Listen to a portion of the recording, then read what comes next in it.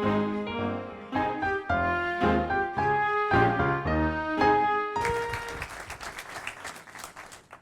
right, hello everyone.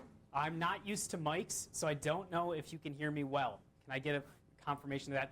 If at any point you can't hear me or I'm too loud, just please let me know.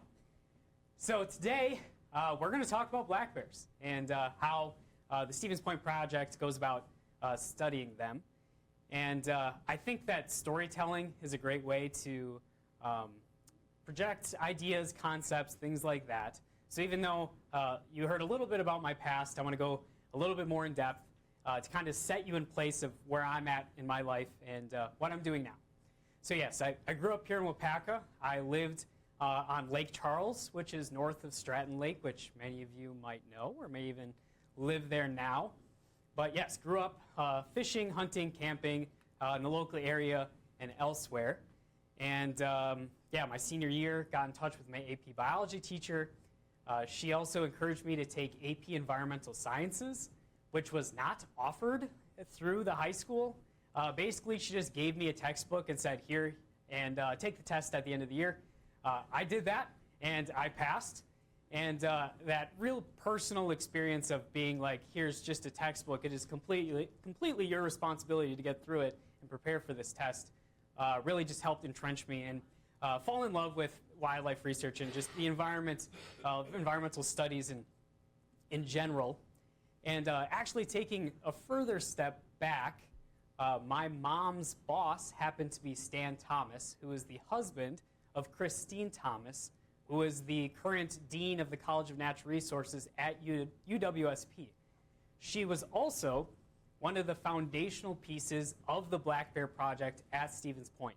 And multiple times, she really helped the project continue as it is today. Anyway, when I was very little, I don't even know the age, maybe like 7 or 8, she and Stan gave us some VHS tapes of some black bear denning missions, which I watched when I was real little, thought it was super cool. And then I got to Stevens Point. I knew that I wanted to be part of the Bear Project. A month later, I was tracking bears in Clam Lake. And this long journey later, I'm back now studying black bears in that same place. It's just really cool. And there's one specific moment that I want to share with you about my undergrad experience studying bears. And it actually is that first month that I was up north studying bears. We had just released some black bears, and we had to do regular locations or get regular locations of these bears like every 30 minutes or so. And we had specific collars that required us to actually be there on the ground doing the triangulations. Anyway, I was out there. I had the night shift, so I was in the middle of the night. We stayed in this tiny little cabin. We had like 9 students. It could fit 3 probably.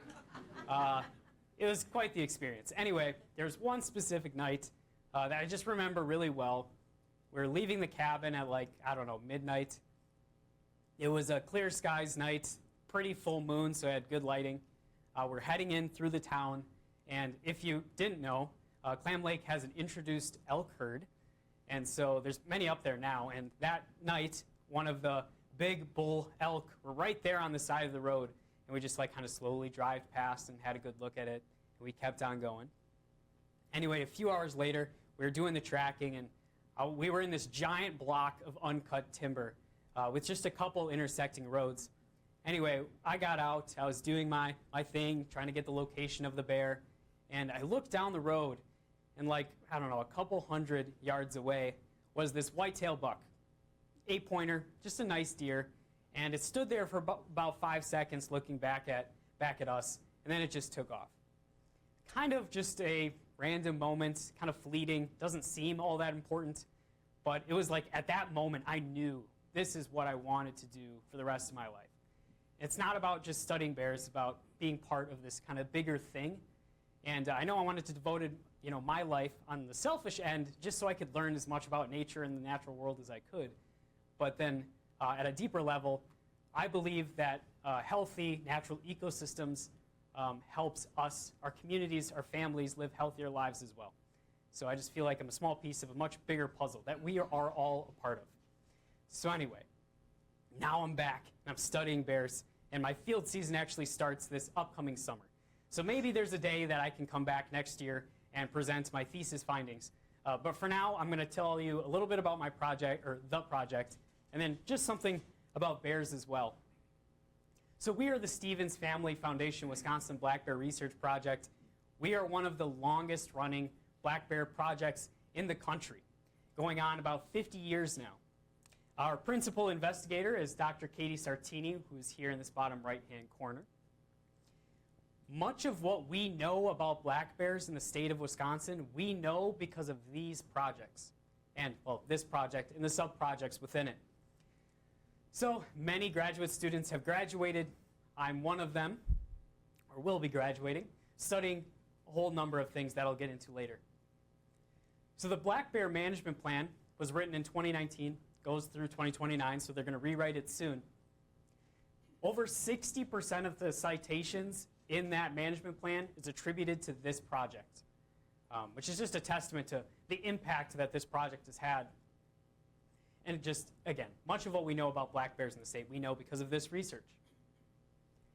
So I had to sit down and think about how I want to do this presentation. There's way too much to talk about, not nearly enough time. And I thought to myself, oh, I'm going to be explaining the history, importance, and significance of a project that has been around longer than I've been alive and is responsible for a significant portion of what we know about bears in the state. Easy task. No. Again, actually, this last Wednesday, I gave some presentations at the Wapaka High School to some wildlife classes, and I went over time both presentations. So we're going to stay on task, and if you have questions at any point, hold them, please, and we can go through them at the end. But I've decided to split this talk into kind of two different pieces: black bears in Wisconsin and what we have learned. Again, much of what we know because of our projects, and I can make direct ties to the specific projects that helped answer these questions. And then how we study bears in our current research. So I'm not going to be talking about, like, in the early years, this is the exact person that started this thing, and this is the other person that started this thing. And very important information, but I don't have time to include it. If you'd like to watch that presentation, if you just go to the Stevens Point website, search up black bears, you'll get an hour-long video of the principal investigator, Dr. Sartini, explaining the whole history of the project. But I'm not going to go into that today. So I just want to dive right into black bears. Anyway, so here's our species profile. Scientific name, Ursus americanus. On the right-hand side here, you can see their current range in that darker kind of red color. Just notice how far they range. We have bears in the Everglades of Florida. We have bears in the high deserts of Mexico, Pacific Northwest, all the way up to the Arctic Circle.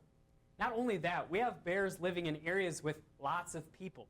The East Coast, New Jersey, has like the per capita the most bears in the state or whatever. And here, like obviously Wisconsin, we have bears here in the lower portions of the state as well as the North Woods. Very different environments. Just really an incredible species that is adapted to these unique environments and climates. There are currently 16 recognized subspecies of black bear. That number is always changing. Don't go into taxonomy. It's a complete disaster. But the only one you need to be worried about is the Eastern American black bear, is what we have here in Wisconsin, and kind of the eastern half of North America. All right, so I have some pictures on the screen, 4 pictures to be exact. I'd like to ask you, and whoever would like to can raise your hands and answer, which of these bears on the screen here is an American black bear? They all are. When I brought this up to the high school and some of the other presentations I've done, they're like, it's got to be the right one, or the top right one. That's the only one it can be. No, we have black bears here in North America that are all of different shapes and colors and whatnot. So we call these just coat pelages or phenotypes. We have, like in the bottom left-hand corner, like a cinnamon to a red to a blonde kind of color phase. In the bottom right-hand corner, we have a spirit bear, which you'd find in the Pacific Northwest. And then we even have phenotypes called like a glacial blue, where the bear almost has like a blue hue to it. So really neat. But here in Wisconsin, we have black bears. Like 99% of our bears are black, which is, I don't know, it's kind of neat. I think they did a study in Iron County. They captured 312 bears. 311 were black. 1 was brown. So very rare, but occasionally happens. Just so you know, all these photos came through Snapshot Wisconsin, which I encourage you to explore that if you'd like to. But again, I don't have time to talk about that. So we're going to keep moving ahead. Yeah, and so everything here on out is Wisconsin specific about black bears. So I currently have a range map of bears here in the state on the left-hand side, and then just a simple satellite image on the right-hand side. You may notice that where there's more trees, we seem to have more bears, which makes sense. It's not only because they have good habitat, but they're less likely to come in conflict with folks in these more covered areas. And today, it's estimated that we have somewhere around 24,000 bears in the state, which is a huge number. And we've come a long way. And I'll get into the kind of the history of bears in the state in just a second. We have some of the highest densities of black bears in the Great Lakes region, more than Michigan, more than Minnesota. In the northern portion of the state, you'll have a black bear every like 4 square kilometers or so. And in some areas, it's even higher than that. So a ton of bears. But yeah, while black bears are doing well now, they hadn't always in the past. But I'm forgetting that I'm missing something here. So black bears are mostly in the northern kind of half of the state. But they are becoming increasingly common in the southern portion of the state. You may have seen a black bear here recently. But even in northern Illinois, southern Wisconsin, we're seeing bears. And this article title here at the bottom, I think is really important. A wildlife biologist thinks bears in southern Wisconsin should be celebrated if we learn to coexist. And I'll touch on that again a little bit later. But anyway, back in the 1800s, early 1900s, large carnivores of the state did experience population declines, mostly due to market hunting, persecution from farmers, and just general habitat loss. Unlike the other 2 large carnivores of the state, cougars and gray wolves, black bears were not completely eliminated from the state, but they were relegated to the northern third. That's likely because of their omnivorous diet, and they're not strictly carnivores, so they're not getting persecuted as heavily by hunters, and they're just a highly adaptable species, so they stuck it out and were able to make it through. Black bear fat can be rendered into oil, which was a hot commodity and worth a lot of money at the time. But now, the conservation ethic in the state and the country has grown. Black bears have begun to reestablish themselves throughout the state. And yeah. All right, so physical characteristics, again, like I said, our Wisconsin black bears are black. And about a quarter of them are going to have some form of like white hair on their chest, which we normally call a blaze. That's usually in a kind of a V formation. So I wanted to bring a skull, but I could not because they're using it for mammalogy right now. But if I had it in front of me, you'd be able to see that they have 42 teeth. They have very pronounced canines, and they have more flattened molars, which again is just indicative of this omnivorous diet. If you were to see a bear track out in the snow or in the mud, you would see 5 toe prints and 5 non-retractable claws. So you'd be able to identify it that way. All right, so the physical characteristics can kind of differ between the sexes. So an adult male black bear can weigh anywhere between 125 to 550 pounds, while the adult female can weigh anywhere from 90 to 375. The largest black bear ever harvested in the state weighed 780 pounds. Let me get a picture up here. It was harvested here in Waupaca County, near Ogdensburg. Yeah. And like I like to point out, when they get that big, they don't like get larger proportionally. They just get a little fat.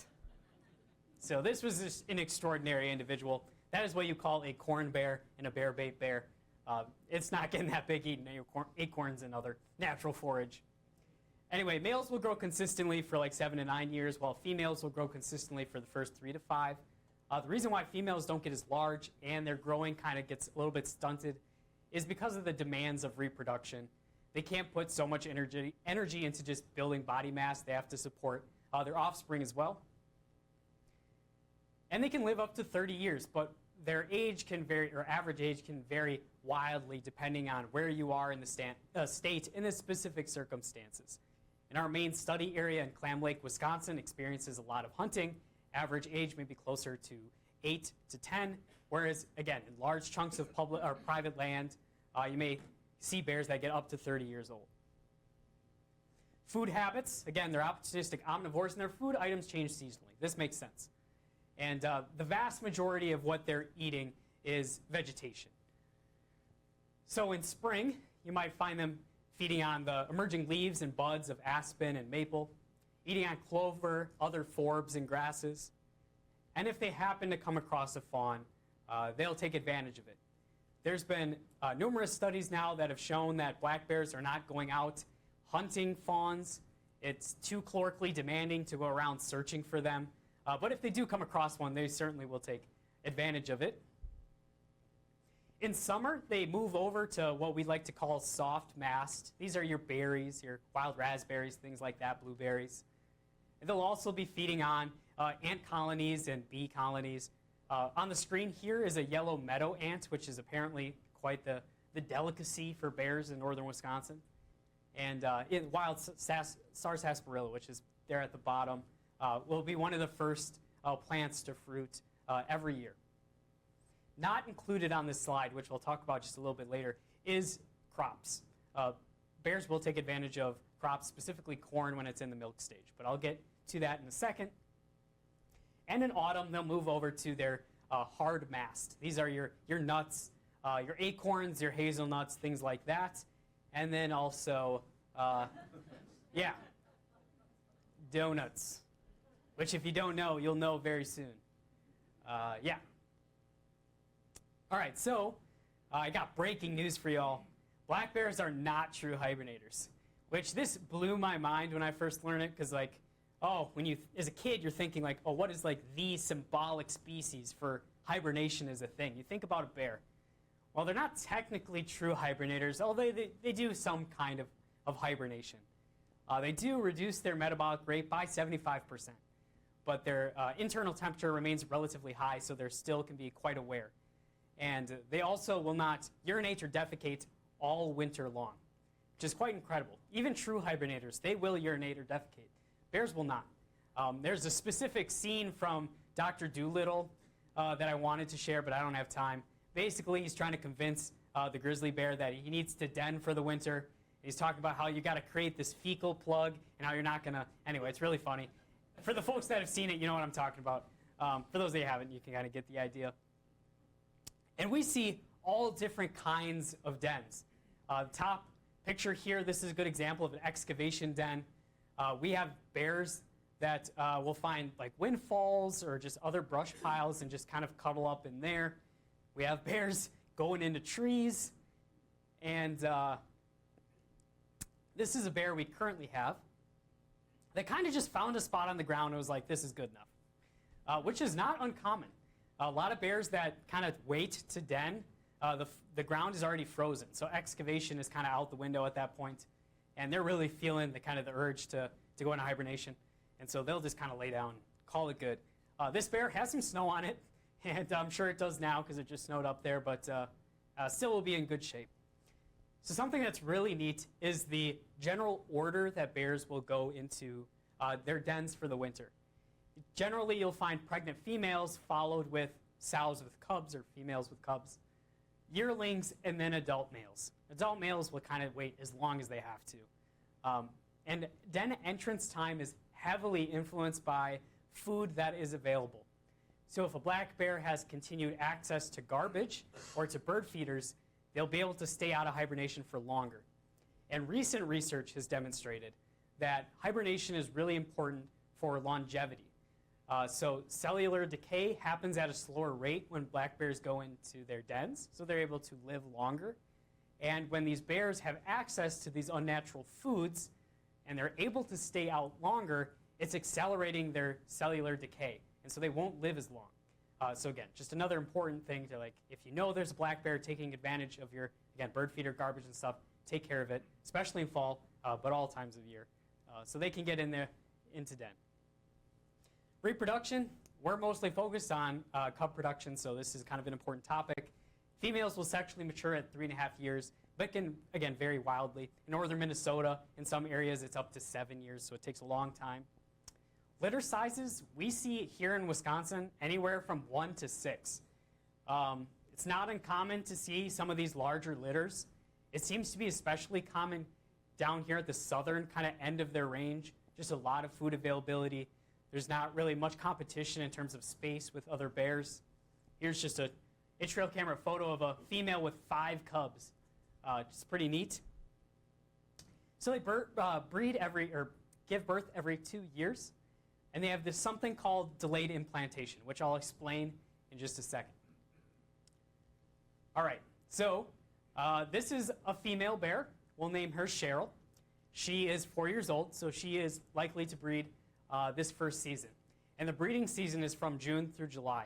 And during the breeding season, you'll see that both female and male ranges will expand, home ranges will expand dramatically.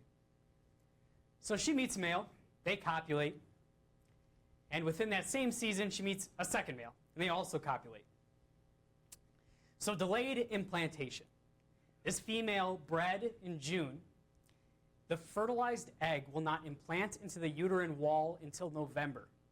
This allows her to spend all of her time and resources on building mass rather than putting energy into offspring development, which is just really neat. So in November, that egg will embed into the uterine wall, and then in January of that same winter, she will have cubs. Late January, early February, so the bears across the state, they've had their cubs. It's kind of a day of a celebration, that period. It's kind of exciting time. And she had bred with multiple males. There is a chance that those cubs are from different fathers, which is really neat. Not always the case, but sometimes. So these cubs will stay with her through the summer of 2027, which I'll just mention here in a second. But when they're in their prime feeding times, in terms of there's a lot of forage out in the landscape, they can put on anywhere between 1.2 to 1.6 pounds per day, depending on just the optimal window there in summer. So again, those yearlings will stay through that next winter. And so when we do our research, we'll come across dens that yearlings are present. And you have 2 additional bears that weigh 40 to 60 pounds in addition to the 300-pound sow. That's a giant den that they have to excavate. It's really neat. And the video that I'm going to share later of how they actually process the dens, they had some yearlings, so you'll be able to see them there. But they'll stay together until June of 2027, at which point the yearlings will separate. Female yearlings will set up their home range fairly close to the sow, while the males will disperse. Generally, they leave. They'll go 40 miles away and start their new home range. There's always exceptions, but generally, the females are kind of the home bodies. A single sow may have multiple offspring that hang out near her throughout her lifetime, whereas the males, they pretty much just leave. They get out of there. And oftentimes, those bears that you see running around randomly in this June period are those young adult yearlings that don't really know what they're doing yet. Habitat and spatial requirements, this is a very quick slide. Bears go where the food is. In spring, when you're going on a hike, where is it that greenery is coming up first? Those are in the wetlands, your woodland openings, things like that. In summer, they can be a little bit everywhere. They can be in the wetlands, the uplands, the crop fields, things like that. And in autumn, you'll tend to see them in those upland and mixed forests. That's where you have your oaks, your hazelnuts, things like that. Male's home range will be around 36 miles squared, whereas a female's is much, much, much smaller than that, at about 7 miles squared. Again, highly variable. So this is a kind of a fun example that I like to share. One of the grad students collared some bears out on Stockton Island in the Apostle Islands of Lake Superior. So if you didn't know, the Apostle Islands, which are up here in this map, northwest corner of Wisconsin, they have a lot of bears out there. And one of those islands, Stockton Island, is where we collared some bears.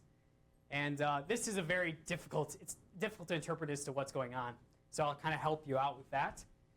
We have our females on the bottom here, and these polygons represent their home range.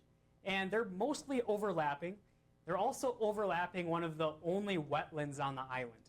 So they're kind of, again, sharing this common resource. Likely not consciously, but they are. Whereas males, their home ranges take up pretty much the entire island. Again, just an illustration that males are using more space than females. So we manage our bears through a regulated hunting season that occurs in February, just through the month of September, goes into the first week of October. So we have very high harvest, some of the highest harvests out of any state in the United States, and we have high hunter success and hunter satisfaction. So Wisconsin is kind of considered to be the Wild West of bear hunting. In some states, you're allowed to bait, but not hound hunt. In some states, you can hound hunt, but not bait. In some states, you can't do either. Here in Wisconsin, you can do both. And in the zones that you're allowed to hound hunt, which are the northern three, D, A, and B, you can also bait simultaneously. And hunters are allowed to put out unlimited number of bait sites using calorically dense processed foods like donuts, pastries, cookies, things like that. Just different kind of hunting regulations. Also unique, other states that do allow baiting will allow baiting at most 30 days in advance of the hunting season. We are allowed to put it almost like 160 days in advance of the hunting season. So from mid-October through the end of the hunting season, there's likely some form of bait there out on the landscape. Most hunters don't start baiting until July, however, because it's so expensive. But it is a unique resource and, again, a unique hunting structure to Wisconsin. And, of course, it has economic and cultural importance. They give out tags through a preference system. In the northern zones, A and B may take upwards of 12 years to get a tag, where in some of these southern zones where harvest success is really low, they can offer many more. Or it doesn't take nearly as long, so 0 years or 1 year. And here's just an example of harvest through the years. This has followed the general growth in the population over time. All right, so another study that we had done is actually follow or do intentional bear chases with hounds to see as to how they respond, things like that. So it looks like, or what's not listed here, but that I know, is that the duration chase typically took a few hours, and in many cases was over 7 miles, so around 11 kilometers. And in each of these cases, all of the bears returned right back to their home range and continued seemingly life as usual. Here's just a kind of a cool example of one of their chases, like an actual diagram. You would never find this kind of diagram in a publication today. I kind of like how they used to be able to do it in the past. It's just kind of neat. All right, so bear-human conflict. We have 24,000 bears in this state. We also have a lot of farmers and folks that have cottages and things like that. This picture on the bottom right-hand corner is a cornfield, and all these little like UFO circles are from bear damage, which can add up to a lot of money. And farmers can enroll in the wildlife damage abatement program so they can get some money back for what they've lost due to wildlife damage. That includes bears, bear, deer, and some other species. So the state contracts out to Wildlife Services, USDA Wildlife Services, who helps provide technical assistance to landowners and farmers. So if you're having an issue with a nuisance bear, you can call the DNR, who will route you to Wildlife Services. They'll give you some advice. But if it gets to it, we will trap and relocate. Here in Wisconsin, we will trap and relocate anywhere between 200 to 400 bears a year, which is a huge number. Many other states will not relocate. It is your problem to take care of, or if you can't take care of it, that bear is euthanized. And I think it does kind of create this interesting idea that if we didn't trap and relocate, would people be more careful about their attractants, like their bird feeders, their garbage, how they manage or design their farm fields and livestock, things like that? But because they just get relocated, folks may not be super encouraged to actually go above and beyond and kind of protect themselves and those bears. Anyway, kind of just keep moving along here. Of course, you'll see bears at bird feeders, at houses and stuff. Getting into vehicles is not uncommon. So just take care of your stuff. And like I was explaining earlier, we have a lot of bears here moving into the southern portion of the state. So we haven't really been exposed to them like we are being exposed to them now. And like that article stated, if we want to coexist with these animals, we need to be smart. and that just comes down to taking advantage of our attractants. Yes, is it really exciting to see a bear at your bird feeder, at your garbage cans? It is, but these are the bears that are going to cause issues, or they may ultimately get killed if they do kind of get to that level where they are threatening humans or pets or things like that. If they're getting into people's vehicles, people's houses, that isn't a case where they'll trap and relocate. They will actually euthanize that animal. So take care of the bears kind of in your neighborhood, do what you need to do, and go from there. So Wisconsin has adapted this thing called BearWise, which is the educational program that most of the states that have bears within them have adopted. Very, very simply, taking care, again, of your attractants, your garbage cans, your grills. Don't leave food in your vehicles. When you're camping, take care of your stuff. Yeah. Again, this deserves its own presentation, but I don't have time, so we're going to continue. Now we're going to kind of transition over to the art project specifically. So we have many focuses. We're mostly focused on cub production, but we study growth, denning behavior, habitat use, which I'll be studying this summer, home ranges, movements, which I'll also be studying this summer, population dynamics, reproductive biology, diet, and parasites. So a little bit of everything. Like I said, much of what we know about bears in the state, we know because of this project. And again, yeah, we're mostly focused on cub production. Our main study area is in Clam Lake, which is northwest Wisconsin. If you haven't been there before, I highly recommend it. It's a beautiful place. You'll see tons of wildlife, including the reintroduced elk. So what does our year kind of look like? We have many things going on simultaneously. So currently we are in February, so we are preparing for den visits. That's where we actually go to the den, see if they have offspring, do our measurements. If we need to adjust collars, we will. Things like that. I'll get into that in just a second. We also, like this previous spring, went out and trapped bears so we could add bears to the project. Ideally, for a project like ours, we'd want around 12 bears, 12 females collared at any one time. The reason for that is because they breed every 2 years, and there's a good chance that at least one of their young will be a female. And if that's the case, we can add her to the project. So it's the self-sustaining population. Unfortunately, we got to a bottleneck, and this past spring we captured a bunch of bears in Clam Lake, and they all got harvested. It was a real bummer. Anyway, so we will go trap and collar, and that's what I'm going to be doing this spring. We have general field work, which depends on the research question that you're asking at the time. I'll quick tell you about the field work that I'm going to be doing this summer, which is going to be so much fun and really, really cool. And of course, we have data processing and education. Really, half of our budget in our program and our project is about education, not only at the university level, but out here with the public as well. All right, so we're going to talk a little bit about radio collars. So we got to know where our bears are and when. So feel free to hand that around. This is an example of a GPS collar with a 2D battery. So this can have a multiple year lifetime. The animated map I have up here is some bears that we had in Clam Lake. That fixed rate was 4 hours. For the project that I'll be doing, we'll be having them at 30 minutes. So we're going to have really high resolution data, which is going to be super cool. So these are GPS collars. However, we have different kinds of collars called VHF collars that we need to physically go out and actually track the bear. I'm not going to turn this on because it'll probably mess up the sound system. But basically, you'll have this turned on, set to the correct frequency that our collars are emitting. And right now, you'd be hearing a beeping noise, just a pretty incessant beeping noise.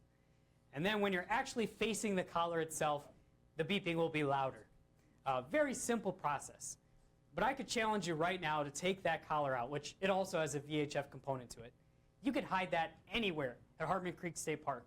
I would be able to find that within a couple hours. Put it at the bottom down lake, I'll still find it. Yeah, so really cool.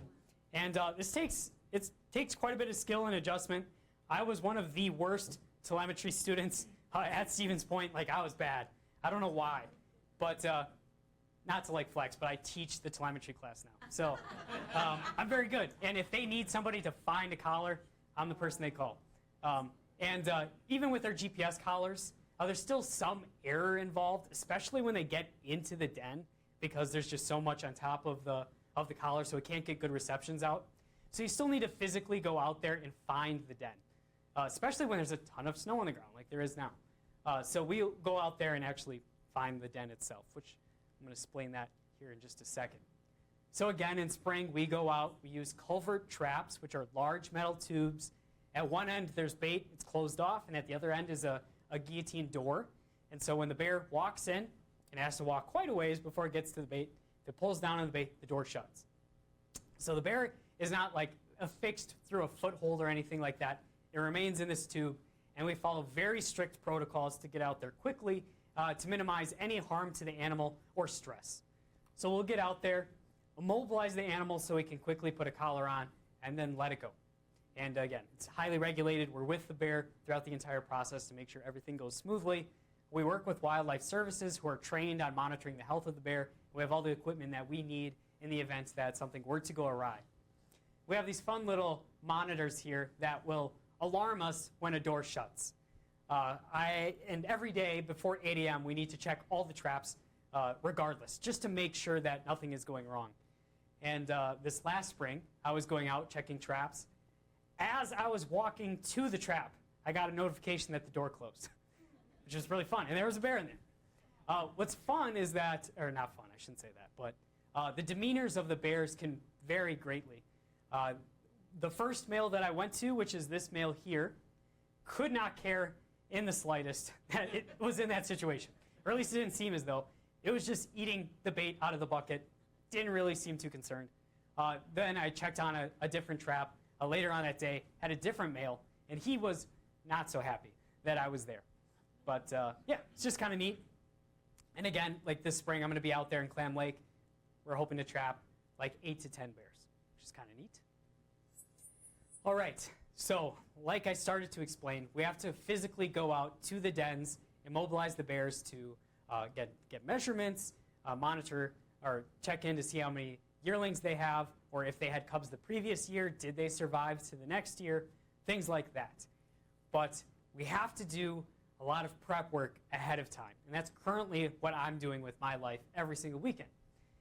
So we, like kind of moving ahead into the denning process, we immobilize these animals, and we only have about like a 30-minute window to do everything that we need to do. So we cannot waste any time. And like I said, when snow comes in, things can look completely different than they did last time. So we'll go in advance, we'll locate the den, like in this top right picture. We'll identify as to where we're going to bring the bear out and actually do the processing. We'll make sure that we have clear access. Do we need snowmobiles? Do we need snowshoes? Things like that. And we'll properly flag everything so we know exactly where everyone needs to be at what time. We also need to confirm whether or not the bear is on public or private land, which is really important. We don't need permissions if it's on public land, but we do if it's on private. This is an example of a bear that we had up in Tomahawk, Wisconsin last year that decided to set up on this tiny little property. It was like 3 acres, part of this larger piece of timber. We had permission to access this property, and anyway, we went out there, located that the bear must be just over the property line. This person would not give us access, which was a real bummer. Not only that, they threatened us. So not good stuff. And this year, one of our bears, the same bear that was here, is on a different property that we cannot access because they live in California. We don't know if they're alive. Anyway, it's this huge thing. Anyway, the point is it's a lot of work to make sure that we can actually get access to these bears. So now I'm going to show a very short video of one of our denning missions. This is going to look really chaotic, but it's controlled chaos. There's people involved, but everyone has a role, and they're carrying specific equipment, and they cannot deviate from their roles because we need to know where the equipment is at specific times, and we cannot have people trying to do things that they're not supposed to be doing. And so I'll kind of narrate as we go through this. I think this den was near Clam Lake, Wisconsin, so northwest Wisconsin. All right, so it is snowing at the time. Also, we had a ton of snow, which is fairly common for when we're doing these missions towards the back end of winter. So everyone's carrying equipment. That person there is carrying in one of our pole injectors that we use to actually administer the drug through syringe. Each of these backpacks has specific equipment. Our lead dartist, his name is Bruce Prentice. He deserves his own presentation. He is an incredible guy. And he is even shorter than I am, and he fits perfectly into these dens. So that is one advantage of being shorter. This guy here is holding a light so that Bruce can get that drug injected into the precise and exact location that he would like it to be.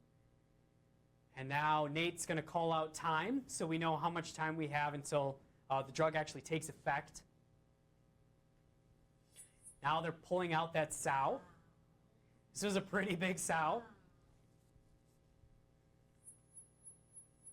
We have a licensed vet with us this whole time. We have to, but very well trained. And again, we have all the equipment that we need if anything were to go awry.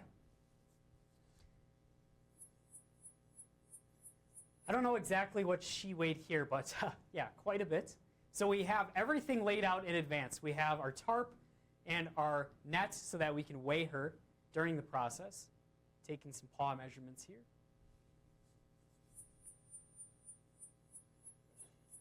All right, everybody's doing what they need to do. There's a quick look at the den. All right, so here's one of the yearlings coming out. Believe it or not, that is like the correct way to go about transporting these guys.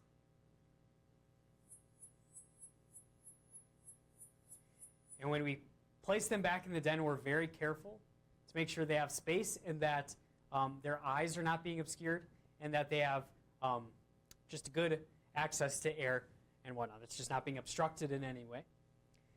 So in that example, we had yearlings, but on occasion we will have cubs. Here's a picture of me weighing one of the cubs. At that den, that female had 3 cubs. They were all males, which was kind of unfortunate for us because, again, if they're females, we can add them to the project. And when we do have cubs, there's a very specific and very important job, and that is you need to keep the cubs warm. And so someone's job, their only job, is to unzip their jacket and have the cub sit on their chest and just hang out.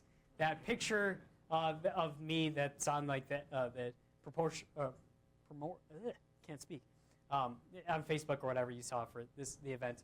That was a picture of me holding one of the cubs, again from this day. And so here, again, taking some paw measurements, making sure that the collar is adjusted oh so right.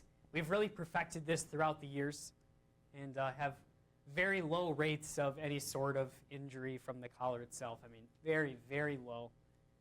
And just getting some full body measurements there. All right, so I'm getting low on time.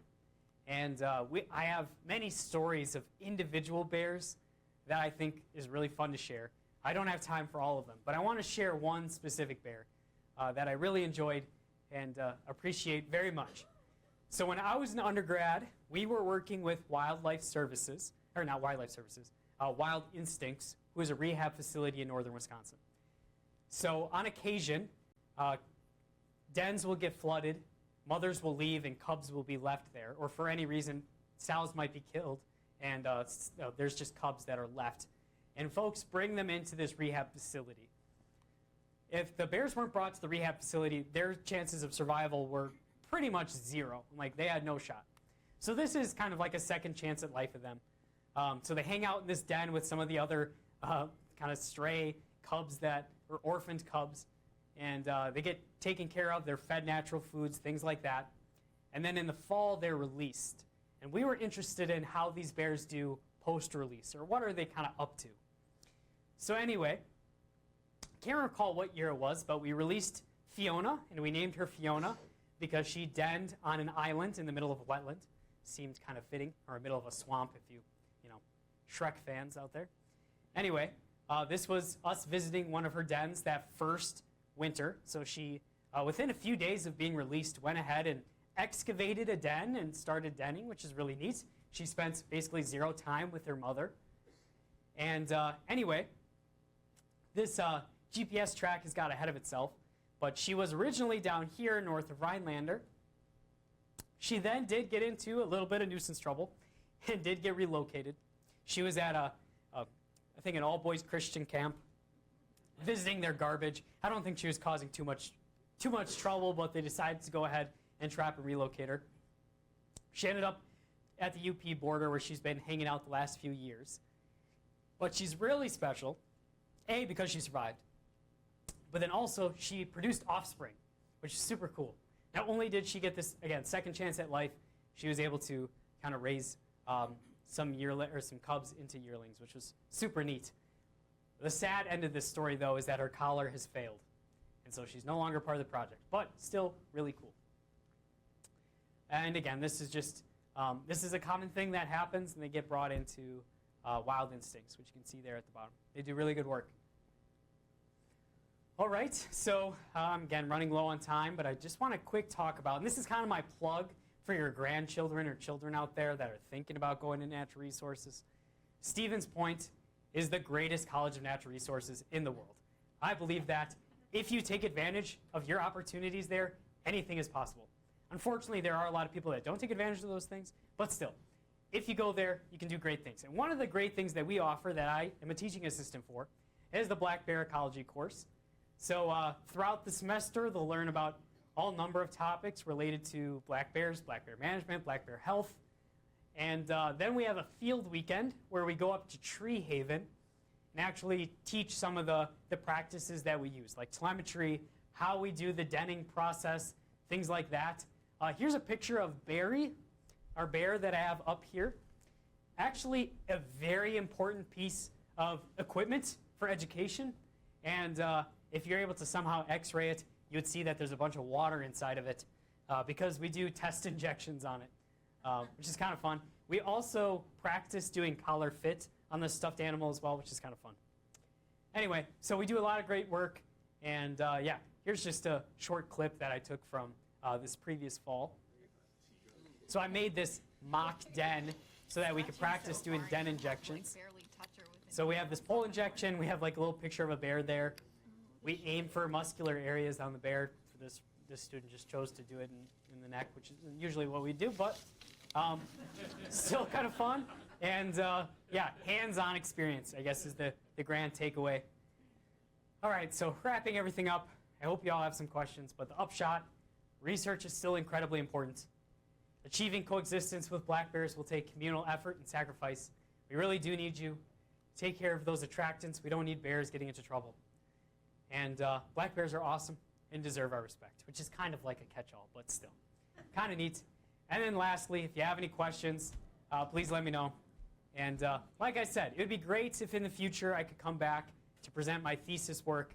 It's going to be super exciting. We're going to be using really high-resolution GPS data. We're actually going to be on the ground investigating the locations that they spend a lot of time, and we're going to be getting into some bait site work as well. So it should be really cool.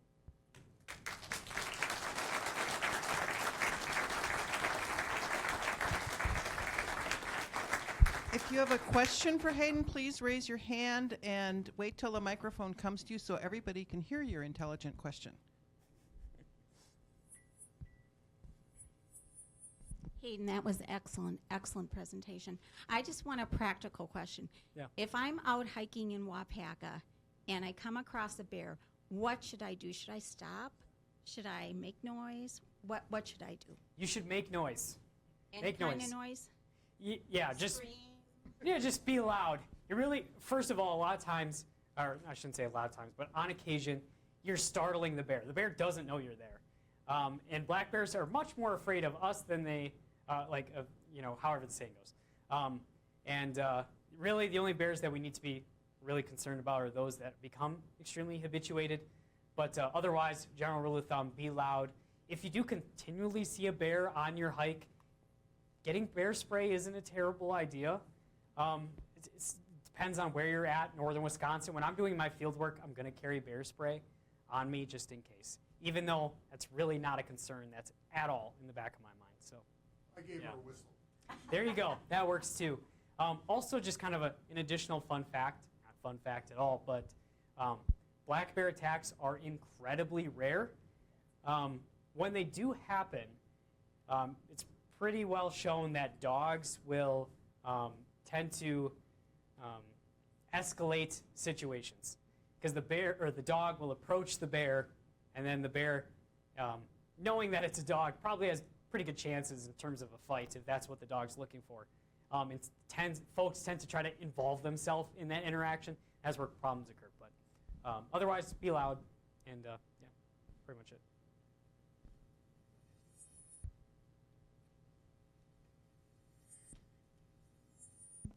Just a question about, do you interact with other states? Yeah, so with our project specifically, at least recently, we haven't been in contact with other states. The Wisconsin DNR is doing their denning study. They have somewhere in the, I mean, I don't know now. Last time I talked to them, it was like 25 bears they had collared. They probably have more than that now, upwards of maybe 40. They constantly are working with other states, but where our study area is, we rarely have bears leave the state. And again, Wisconsin is such a unique place, again, because of our hunting structure and just the habitat itself, that we can't really rely upon research from other states to help inform us. It's good for comparison. But in terms of like how we operate our project, I mean, we were one of the first to do it. So if anything, folks tend to come to us asking for our questions. For example, recently, Red Cliff Reservation wants to start a bear program, which is in northern Wisconsin. And we talked to them about, gave them some pointers on how to go about doing things. Yeah. In that video you just had there with the den, did you drug the cubs too? So cubs do not need to be immobilized, but yearlings will. It's just they could leave the area. The cubs are pretty young at that point. They're small. They can't really get around anywhere. Also, it'd just be unnecessary. They're not a threat to people or themselves at that point. That was immobilized, yeah. So that was a yearling. There's a really important distinction. Young of the year, so bears that are born that year are cubs. And as soon as they enter that den that next year, they're considered yearlings. So in that video, that would have been a yearling. That was a year-old bear. Yeah, that can be anywhere from 40 to 60 pounds. Yeah.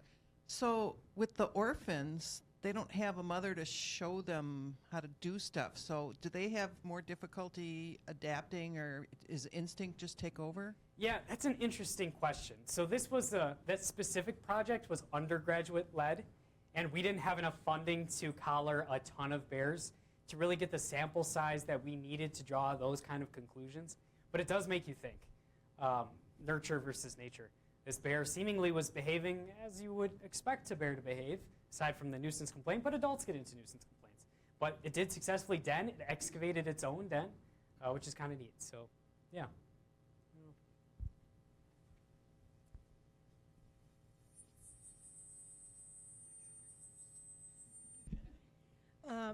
In that same, is this working? Yeah. Yeah. In that same question, kind of, are mother bears,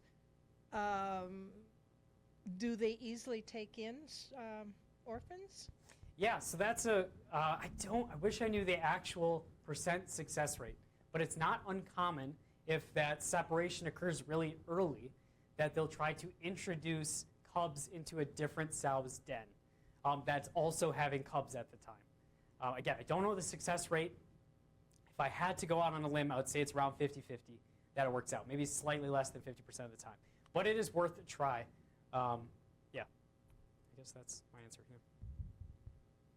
Is there a temperature degree day model that predicts when they'll emerge in the spring? Yeah, so there's a lot of things that can influence, certainly den entrance. I suspect there is some form of model out there that relates to temperature, precipitation. Sometimes in events where we have a lot of snow loss at one time, all these bears that have excavation dens have just a bunch of water rush in. So that's like the get up, like, hey, I splashed cold water on my face. It's time to get going. But there is a period there. And what I hadn't mentioned is that they're kind of in this interesting state where they stick around their den site for a few weeks, really. They're kind of adjusting and coming out of that hibernation state. I think you lost your mic. Oh, no. Okay. Could you hear what I just said? Yeah. All right. Sounds good. Kathy, go ahead. This is a timeline question. You said that the bears go into the denning when they're pregnant. So do they deliver when they come out? Yeah, so in terms of like the demographic groups as they enter the den, pregnant females generally are the bears that enter dens first. And so that could be anywhere between late September through early November is kind of that window. That fertilized egg will implant in the uterine wall in November, and they'll give birth in January, the end of January. So very short window that they're developing. Yes, they'll hibernate until about, in most cases, April, mid-April, somewhere around there. Depends on the year. They do. They don't. There could be slight caveats. I'm not super, I don't know a ton about that specific event when they're giving birth, because I had a similar question asked recently about, I assume that they become aroused, like are awake during the actual birthing process, I would imagine. But I guess I can't answer that specifically. I know there's answers out there, yeah. Good old Google probably could help us out on that one. Yeah. So I always thought that they hibernated once it got cold in winter and snow, and like we really haven't had our usual heavy snow until February. Are you seeing any differences on when they start? Yeah, so we, as of recently, have had fairly small sample sizes. So we don't have a ton of bears collared at the moment, but the DNR does. And eventually they're going to publish all of their work. So it will be interesting to see what they have in terms of when these bears denned. It's not so much temperature that drives hibernation, it's availability of food. And so as long as that they're still getting access to food, again, if there's not much snow on the ground, they may have better access to the natural forage that is left over from the previous summer. So yeah, it likely is variable. The bears that we do have collared this year, again, one of them seemed to have started to den in early December, but then was active for a short period and then redenned, and so that would be considered really late. So again, I think it depends. This year, again, was pretty warm, and it did seem as though it took them longer to get into the dens. Yeah. What is the source of the funding for the research that you're doing, and how stable is that funding? That's a fantastic question. So we just received $1 million endowment that's supported through a variety of folks that I won't all mention right now, but we have then a yearly operating budget of around, I think, $30,000 that we're able to do all of our collaring efforts, all of our education, everything like that. It seems like a large number. It is not. It goes very quickly. For example, the collars that I'm ordering for the bears that I'm going to be including in my study is nearly half the budget just right there, just in collars. And so that doesn't cover my field work, things like that.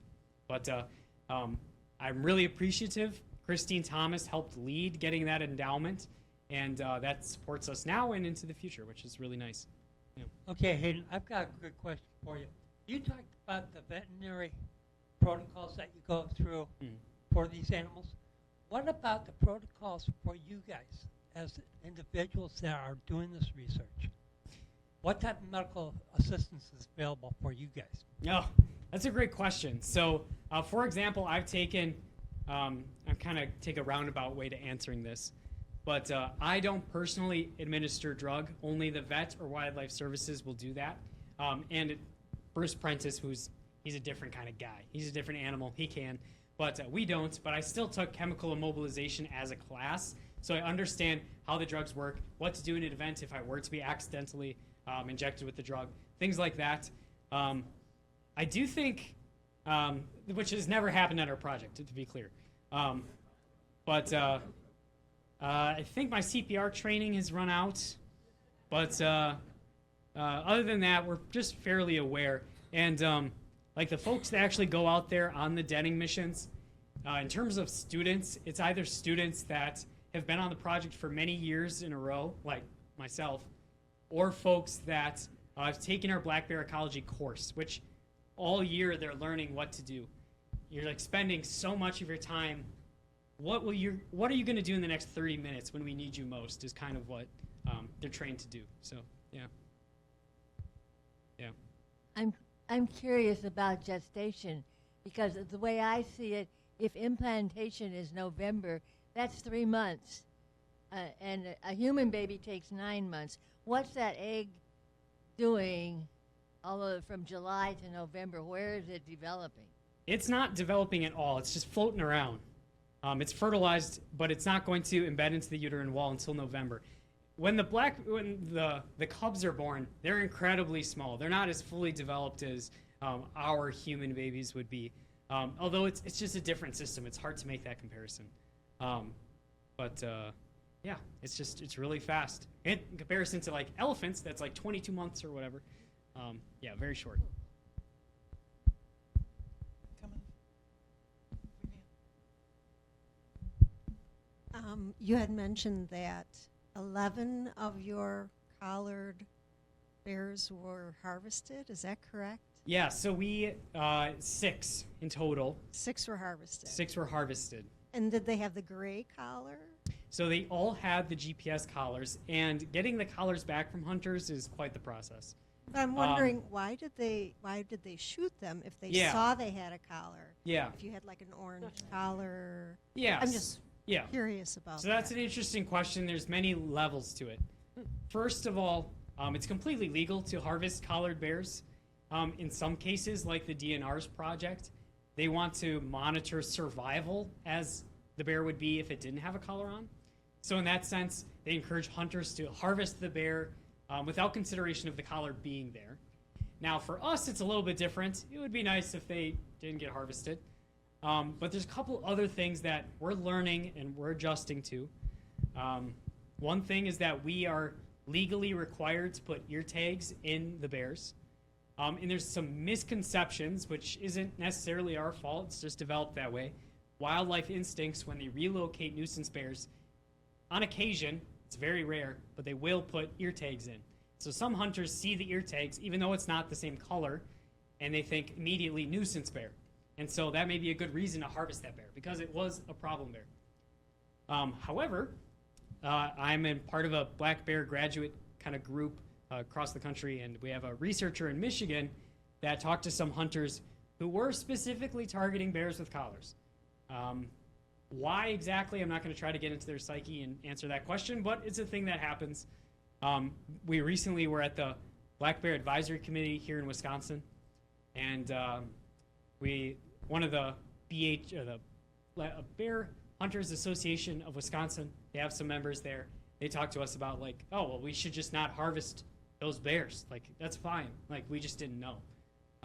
And so I think we're going to do a little bit of just education and being like, hey, these collars are ours. We're also going to change the band color from black to orange just to make it a little bit more visible. We're going to clarify again, like, you're more than welcome to harvest this bear, but just so you know, it is a female, which some folks only want to target males, so that would kind of eliminate them. And then also, they might want them to stay in the project like us. So hopefully we'll have less bears get harvested. But yeah, it was just a unique year where they all got harvested at once, which was kind of crazy. But yeah, it happens, and we just have to roll with the punches. So if the word would be, for humans, you leave me alone, and the bears, I'll leave you alone. Yeah. That's not, so there are hunters out there that hunt. It's a sport. Yeah, so the hunting, or bear hunting in Wisconsin, this tradition's going back for forever. The tribes here participate as well. They don't harvest too many bears every year, but they do. And yeah, just like, I mean, it's hard to compare. It's different from like hunting whitetails and things like that. And it could be a whole, again, another presentation about justifying as to why bear hunting is a good, positive thing in the world and here in the state, not only for people, but for bears as well. It's very complex, but yeah, there's definitely varying opinions on all sides of kind of the spectrum. And we talk about like bear baiting here in Wisconsin and how we have such liberal regulations. You can kind of do anything, it's just unique. And yeah, I think we always just need to look within and question as to what we're doing. But at large, bears are doing really well. We have a lot of bears. Bears are in good health. It seems that reproduction is looking good, like kind of right in the golden age of black bears here in the state. And so, And hunters contribute a ton of conservation dollars to habitat management of the species. And so they certainly play their role. And like the work that I'm going to be doing this summer is going to be leveraging a lot of the data that they collect. And so, yeah, well, we welcome them into this process, and we're all part of the same community. Yeah. I'm back to the babies in the den. Sounds good. Well, so do they just stay kind of in a hibernating state, or do they need to be fed? The cubs specifically, you're saying? Yes. Yeah, so again, I'll preface this. This kind of goes through the whole presentation. I'm not a black bear biologist, so I'm kind of going on a little bit of a limb. I'm not so clear about this specific moment in time of when they're born, both for the mother's perspective and the cub's perspective. But the cubs are nursing throughout the winter. So at least for a good portion of the time, they are awake. I highly doubt they're hibernating at all, but they could be, or in some sort of hibernation-like state. But yes, they are nursing. Oftentimes when we visit dens, we can audibly hear them making noise, which is something that we do when we quick check in on the dens. So I imagine that they're mostly conscious, not in that hibernation-like state. And again, they are nursing at the time. So yeah. That's just so unique because they don't poop or pee, but they lactate and give birth, you know? Yeah, yeah, yeah. So the collar seemed kind of heavy to me and kind of cumbersome. Is there Yeah. any research that talks about whether it, damages Absolutely. the bear or hurts him or anything? Yeah. So GPS collars, this isn't just a conversation about black bears, but all the species that we use them on. We use very conservative estimates in terms of weight and the specific designs of the collars to decrease the likelihood it's affecting behavior or actually like harming the bear or the animal in any way. So we use a very strict threshold of the collar cannot weigh more than 2 to 3% of the bear's body weight. So these collars weigh, I think, around 2 pounds, something like that. And so I can't remember what the exact poundage threshold for the bear is, but we don't go below that. If you were to go below, there's a chance. The general rule of thumb is 5% for all animals. But again, we kind of take it a step further and go a little bit lower just to make sure. On occasion, we'll have bears that do have a little bit of a wound on their neck. However, when that does occur, we'll go to the den, we'll apply some ointment and other things so that it can heal, remove the collar. And if we were to run into an event where that's continually happening, we'll simply just remove the collar. We're not going to, subject that bear to, continued pain or suffering or anything like that. But again, very rare. So, yeah. Oh, sorry. Yeah. Hold on. It's all right. What about putting a chip in the bear instead of a collar? Yeah, so pit tags are a common thing that are used in fish and other wildlife species. The issue with that is you still need to be within close proximity to get a marker on the bear. There are some unique strategies that you could use with the VHF collars, which don't include GPS, that is getting occasional locations of the bear. But where we're getting now with this technology, in the questions that we really want to explore now, we need to know exactly where that bear is at specific times, and we need to be getting these locations pretty frequently. And so pit tags and these older VHF collars just wouldn't help us out with that. Are there more male bears born than females? No, so our research, our production research has shown that it's around 50%, which you would kind of expect, but it can vary. Again, we've had sows that produce in a single birthing event, all males versus all females. It can vary, but it's really close to 50-50. Any more questions? Here we go.